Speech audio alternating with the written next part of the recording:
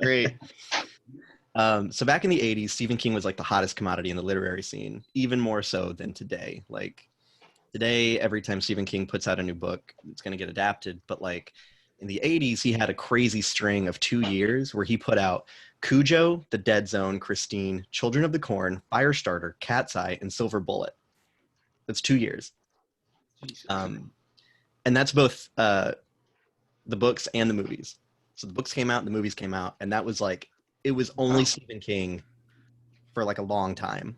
And so a lot of these adaptations came from one producer who's Dino De Laurentiis, who was like kind of a famous super Italian asshole producer who had like a long list of people whenever he was making a movie that was his assistants would see it, and it would be people that Dino likes, and they were called experts. And there were about 3 people on each film set that were experts.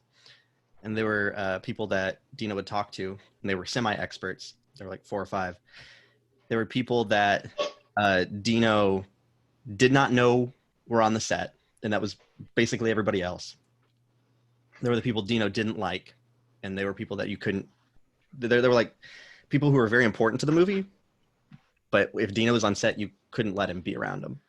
And then there were people that Dino wanted assassinated. And you basically couldn't let him know that they were even working on the movie. Like they were necessary people. You're like, well, he's the best in the business. Dino had a blood feud with him and like couldn't. Is that hyperbole wanted assassinated or actually wanted assassinated? I mean, that's what it said on the internal memos. Okay. But it's like color, you know. Sure. He didn't kill anybody. That's the other King story coming later today. But so he and Dino had this relationship because Dino was like his best friend were like, if you were a moneymaker, you're Dino's best friend, and Stephen King's a moneymaker. And so the whole time Dino's like, Stephen, you got to direct something for me. You got to direct. Because if I can put your name on it, I can turn that around for huge profits, because like not just adapted from Stephen King, but like adapted by Stephen King, that's a huge draw. And so he hired Stephen King to direct a movie adapted from the short story Trucks. He didn't care that Stephen never made a movie before, or that Stephen King was at the pinnacle of his cokehead days. This is like the most cocaine that he was ever doing. Remember how I said that he wrote like, let me count, 1, 2, 3, 4, 5, 6, 7 novels in 2 years? He like famously does not remember writing Cujo. Like Cujo's just gone. It just didn't happen then. But King was interested. He was on a lot of cocaine, so everything sounded like a cool idea. Like, hey, I'll direct. Hell yeah. And like De Laurentiis's people were into it. They wrote the scripts for Cat's Eye and Silver Bullet in that 2-year period. And so that's how we got Maximum Overdrive, which came out in 1986. And so like Stephen King didn't know anything about movies.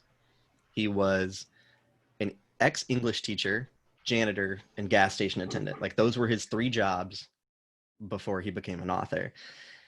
And so De Laurentiis, very Italian, takes care of his people. He brought in a very talented, very famous Italian cinematographer named Armando Nanuzzi, who did not speak any English. So he was brought over to be Stephen King's second in command and basically show him how movies are made. He would be the guy who people would turn to when they needed things addressed, like cover shots or camera placement, or like, how do we build this track? And Stephen was there to be like, yeah, make it scary. And Stephen King had a vision, but he didn't know anything about movie making. He didn't know about taking anything from his imagination and making it a logistical reality. He demanded Bruce Springsteen star in the film.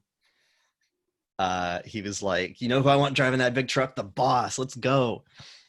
And so instead, De Laurentiis got Martin Sheen's son, because he was friends with Martin Sheen. So he got Emilio Estevez to play the lead. And Stephen King, after that, according to Dino De Laurentiis' longtime translator, Stephen King, quote, couldn't give a shit about the movie with Emilio cast. Like, as long as it wasn't Bruce Springsteen, Stephen King didn't give a fuck. So now he was like, nothing to lose. The boss isn't involved, coked up on production.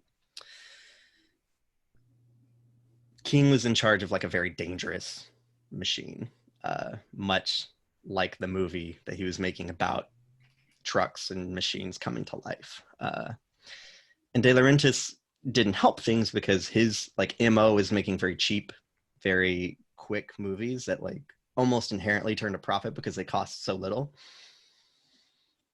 And so King mostly spent the press tour out front and center. During like pre-production, they would always be like, Steven, like tell us about the movie. And he was like super exhausted the entire time. He didn't give a shit. He was super upset.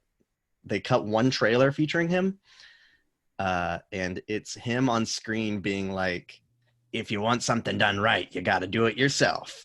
He's like, you've seen my movies before, but not by me. And it's very creepy. And they like have him very like underlit, so he looks very horrific because he's already kind of a strange looking guy. But they really play that up, make him look like the Crypt Keeper.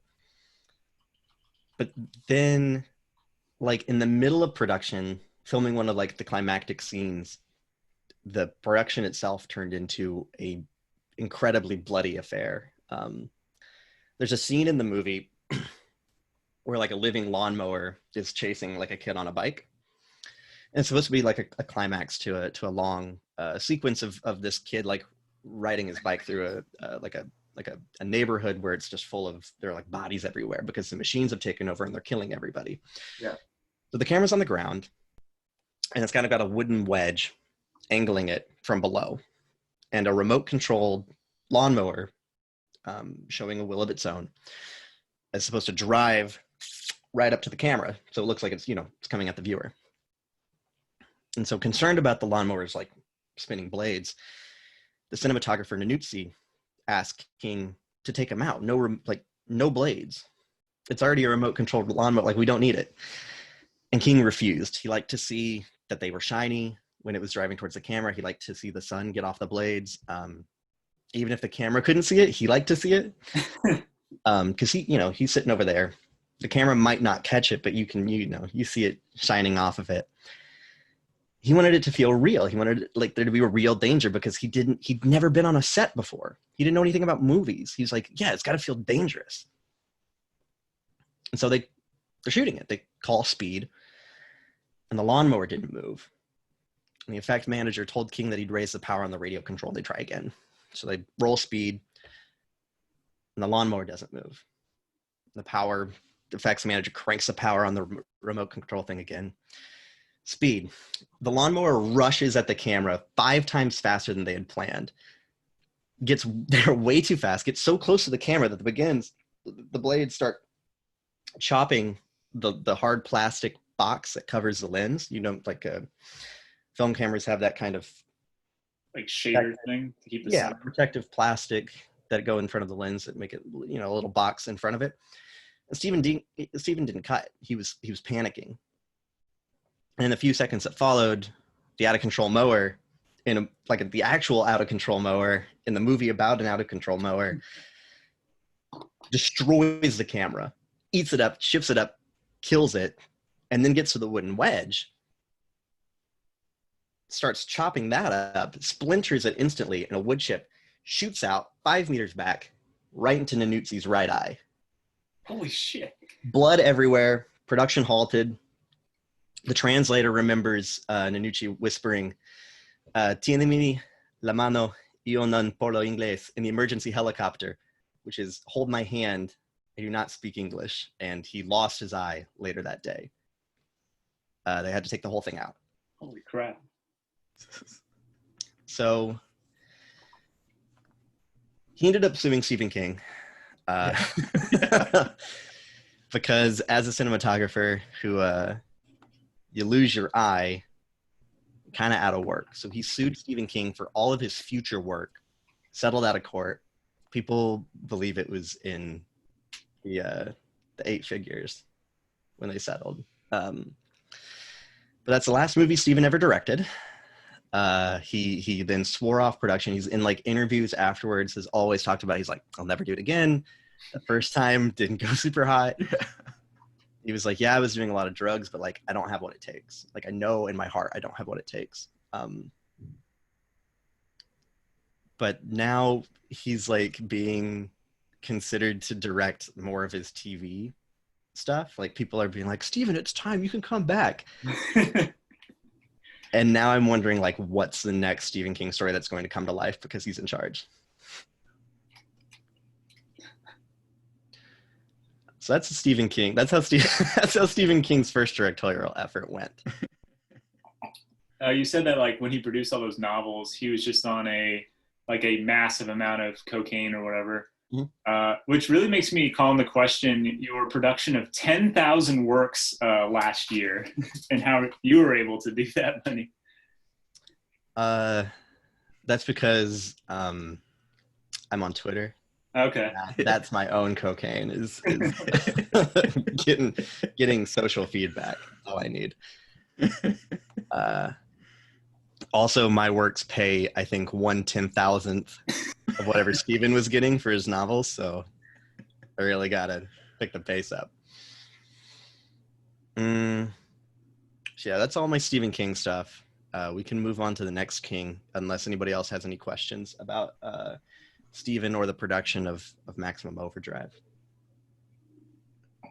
Is that that's what the movie's called, Maximum Overdrive? Yeah, you can watch it. They kept that scene in. There's still a scene where the lawnmower drives it, but they went and redid it. Yeah. I want to see if I can find it on YouTube. It's a bad movie. It's not good. Yeah, it does not look good. Just by the preview images. Yeah, it's not even like a fun, like, good bad movie. It's just kind of boring. And that's like his second, like, cars come to life and are bad story too. So it's not even like super original.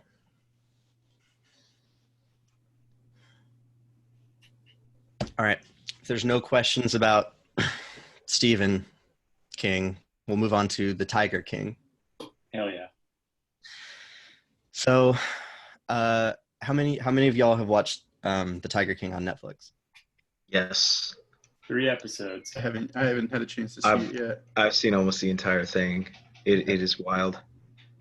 I didn't think I was going to like it at first, but it just kept getting more convoluted.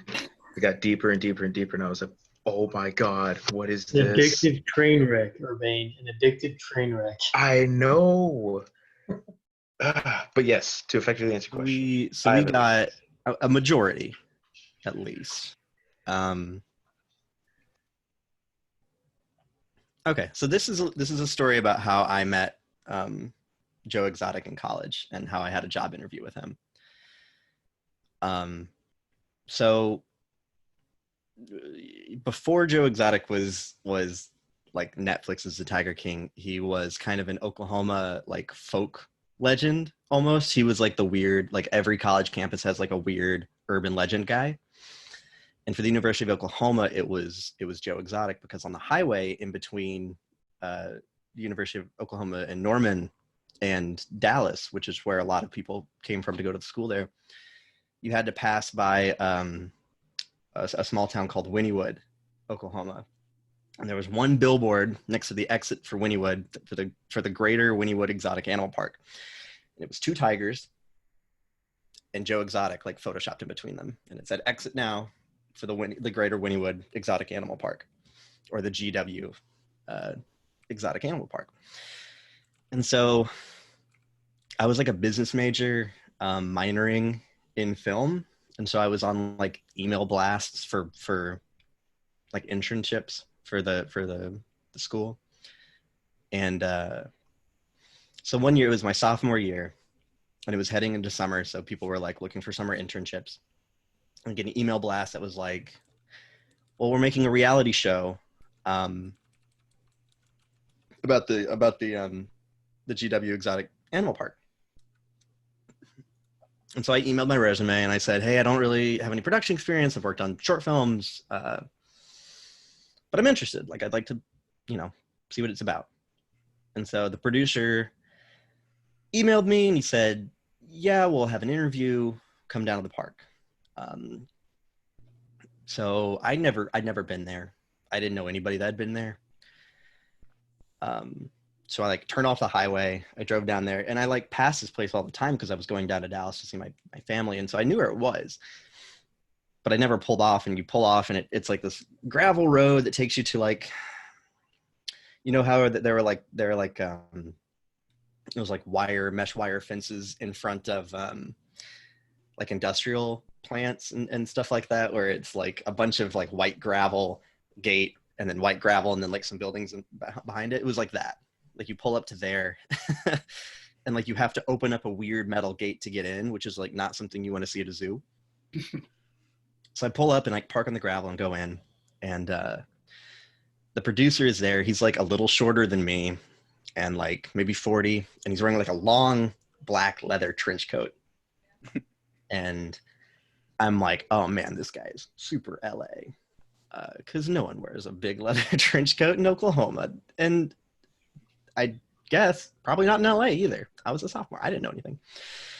So I meet this guy. He's like, hey, how's it going? You would be a production assistant. Like, this is what the deal with the show is. We're trying to sell it to TLC. They've commissioned us for a pilot. We're gonna shoot in the park. It's gonna be about Joe. It's gonna be about his husband. It's gonna be kind of about all of the people that they have in and out of their lives. It's gonna be about the Tigers and some of the employees. And we're gonna shoot all summer. And I was like, oh, cool. I'll live on campus. It'll be easy to come back and forth. And he's like, oh no, don't worry about that, because you're gonna be living here. He's like, we've got these barracks set up that are just over there. And I was like, you have barracks set up? And he's like, well, it's where some of the Tigers were before they moved out here. So it was like old Tiger pens that they had put bunk beds in. Oh, perfect. And there was no AC. There was no running water. In the Oklahoma summer. And they were like, no, you're just gonna be cool. You're gonna live there all summer. And we're gonna have cameras set up at night, because like stuff gets even crazier at night. And we're gonna film basically as much as we can 24/7, and then edit it together into a pilot, and then we're gonna give it to TLC at the end of the summer. And at this point, Joe is estranged from his husband, and flying back and forth to LA, like trying to take all these meetings for reality shows. And every time he came back, the producer was telling me he was bringing back like boy toy models with him. And he was like, don't talk to those guys. He's like, Joe doesn't want us to have them in the production, like film around them. And I was like, okay. I was like getting a lot of rules already. And like the interview, I didn't know if it had started or not, or if like this was part of it. Yeah, he was like, don't talk to those guys. And so you walk through, and it's like an open field. I don't know if they showed too much of the interior on the show, but it's like basically like an empty dirt lot with large wire cages just kind of like sporadically in there. And they're like really small, like you could fit maybe 2 tigers stacked in these cages that hold 1 tiger. And they're just like kind of stuck in there. They can like turn around, and that's basically it. Maybe there'll be something hanging down that they can like bat at, but not much. Like a year after I interviewed with him, it was on the news that one of the people that worked there got like her arm ripped off or something like that. And I wasn't surprised. Yeah, they showed that in the show. They gave me like a long talk. They're like, don't even get close to the animals. These animals are crazy. And I was like, they're crazy. Or like, I bet I'd be crazy in these conditions. They're like, don't touch them. Don't get near them.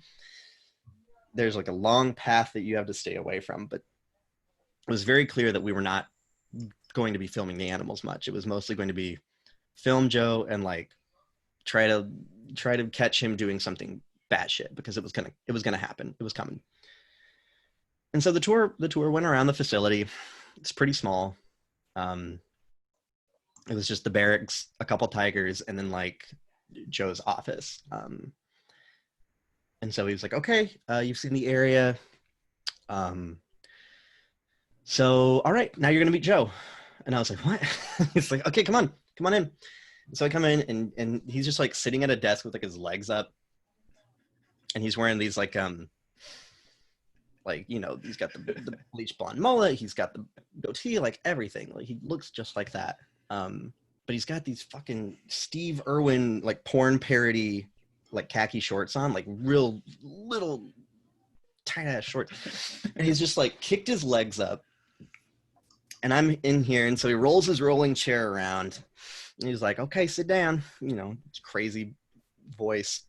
And he's asking me about like, who I am, what I'm going to school for, do I like animals, that kind of thing. And as he's talking about this interview, he keeps leaning in and rolling his chair a little closer.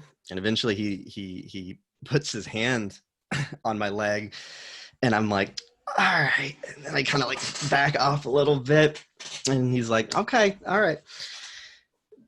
Interview kind of wraps up. Mostly standard questions. It was more like the implication was a casting couch situation. The producer takes me out back to the gravel where we're parked, and he like has a cigarette. He offers me a cigarette. I'm like, no, what are you talking? This sucks. I don't want to. Why would you think I want this? And he goes, well, it looks like you got the job. Like, so we start filming. He's like, we start filming on Monday. He's like, just show up at like 9. We can get you all set up. And he's like, it'll be great. All right. Anyway, I'll see you then. And then he like walks back off inside. And then I drove off and I never talked to him again. I never showed up. And then one of my friends from class ended up, he didn't know that I had also interviewed for that job. So I guess he got called in after I was a no-show, and he ended up taking the job. He said it was absolutely the worst summer of his life. He said he lost maybe 20 pounds of just sweating. Because he's like, he lived there. Sleep all summer. He's like, I kept waking up because the tigers kept like, you're right next to a bunch of tigers trying to sleep, and they're not, I don't know if they're nocturnal, but they certainly get around at night just like cats. Yeah. And so he's like, you just wake up in the middle of the night, just like shit roaring. It would sound like it was right next to you. And you're just sweating your balls out. He's just like, and you're like, fuck, God damn it. And then they had night cameras set up everywhere. And he told me afterwards that he found out that someone else was filming in the barracks. So he had there was a camera in the barracks with them sleeping on. Why? I don't know. On the off chance something happened in there. Yeah. Tiger gets in there, man. It could be wild. Right. It could be really good TV. Yeah, he said he filmed a lot, hated his life, and I don't think anything ever happened with that pilot. I don't think they sold it, or I don't think they picked it up for a series. Do you know if they used some of that footage in the Netflix documentary? Because I know I've seen like clips of the Netflix thing, and there's a lot of like cell phone camera footage. Really? That exotic TV thing that they were trying to do, or is this? Yeah, it was supposed to be called Exotic TV. Yeah, I remember that too. Well, they took it up. It just all the footage got burned, didn't it? Yeah, burned. It was burning the Sounds alligator. about right. Those poor alligators. Oh, Yeah, so unfortunate. Oh my God. I was trying to. Was the producer that's in the Tiger King Netflix show? Was that the guy you talked to? I don't know. Looked like I a think there's creepy. He's like an older dude. Type of, Dude, some reporter. Was he bald? He wasn't bald, was he? he had He a was? head Okay. on. Oh yeah, He's the guy who worked for Bill O'Reilly. Rick Kirkman. Yeah. Let's see. Yeah. He does look very familiar. Yeah, he was so pissed when all his stuff got burned. Yeah, he looks quite familiar. It might have been him. Him and Joe apparently were like, Joe wanted to kill him basically at the end of it all. Yeah, they didn't seem to like each other at all when I met them. But that was like 2013, 2012. Mm-hmm. Yeah. What was the point, like in your mind, during being there, that just like pushed it over the edge where you were like, it was before I met Joe. It was Okay. when he was like, "You're going to live here all summer in these barracks." I was like, no, dude. Oh my God. No, I'm not. Are you crazy? Oh man. Yeah, no, it's like 24-hour filming. I was like, oh, maybe that's how like Hollywood film sets, you gotta always be going on the reality TV. But it's like, no, you're gonna sleep here, like where the tigers used to sleep. And I was like, actually, fuck this. But then it was a couple years later when I was like on my way out of college when he had thrown like all these used condoms at some PETA protesters. Oh my God. And then he decided he was going to run for president, and then that got picked up a lot in the Oklahoma press. And so there were a lot of people that I knew that like interviewed him about his presidential campaign. Have you actually watched the Netflix show? I haven't. I Okay. can't bring myself to do it. You had enough of Joe Exotic in that one You day. don't need to. You don't Doesn't need to matter if actually you're watch straight. it.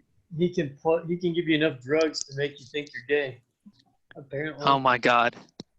Yeah. My only question is, I might have to like take a clip or something for you because they show some of the interns that are like working on the production of this show. Really? So you might see your friend there. Oh my God. Well, if there's a Mexican dude named Juan, that's him. Yeah, I'll have to find a clip or something because it's like he's like kind of like a squat, like jacked dude. He hated it. He had a terrible time. Because I know in the Netflix documentary, they show the lengths that they would go to feed the tigers, and that they would just go to Walmart and get all the old meat that they're about to throw out. And they basically show workers just taking the meat that was supposed to be for the tigers because they weren't getting any money. And yeah, that sounds about right. I didn't see any other employees when I was being interviewed, and it was like a Friday afternoon. Yeah, that's a good point though. So the guy said that you got the job. He said show up Monday, and he just left. Right? Did anybody ever tell you how much money you'd be making to live there? It was unpaid. And work on? It was an unpaid internship. Oh, okay. Internships are excellent in the film world. No, you don't get money. Yeah. You're free labor. It would have been student credit.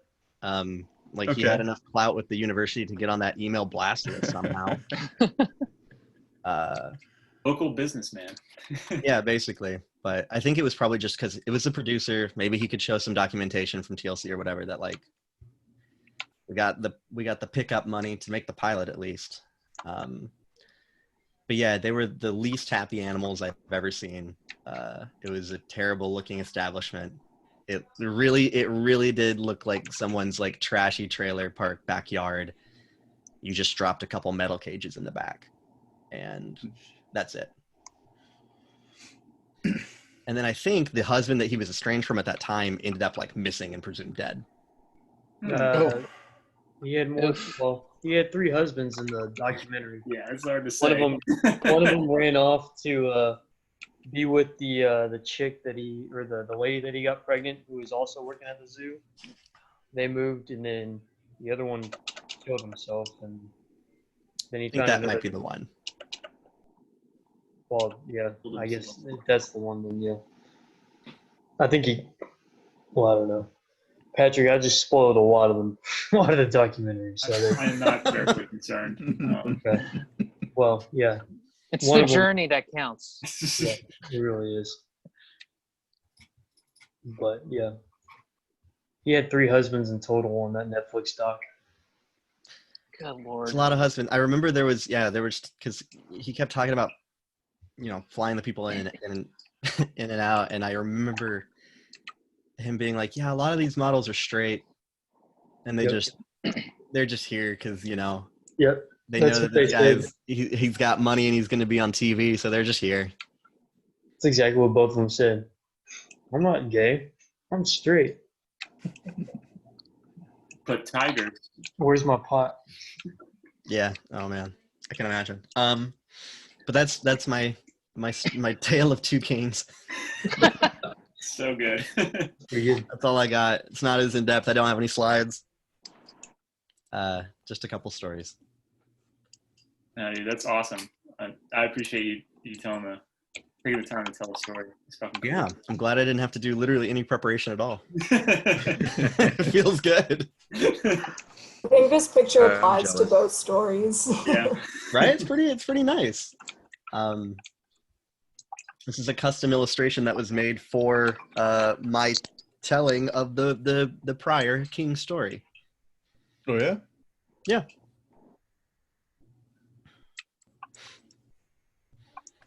But yeah, if nobody else has any questions, that's it.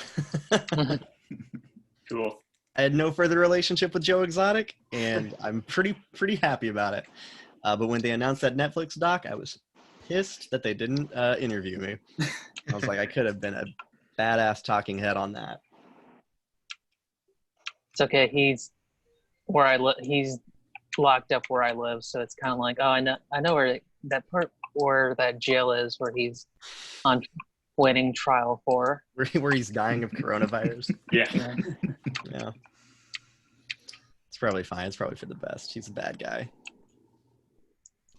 And yet, I don't know if you ever watch it, it's like really like as bad as Joe Exotic is. It's like Carol Baskins is like It's good the TV. worst.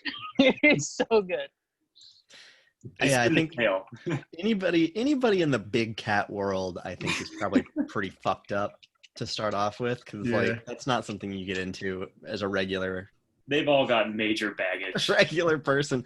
Well, because Joe like inherited all of his money, and his Really? parents. He's like super estranged from his parents. Yeah, he inherited that zoo, and he like almost lost it a couple different times. Like this is all in the.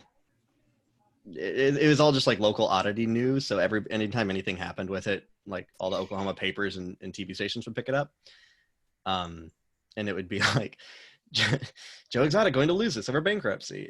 What are they going to put here? And then he would somehow find some money or whatever and pay it off, and he would be able to maintain solvency for a little while longer.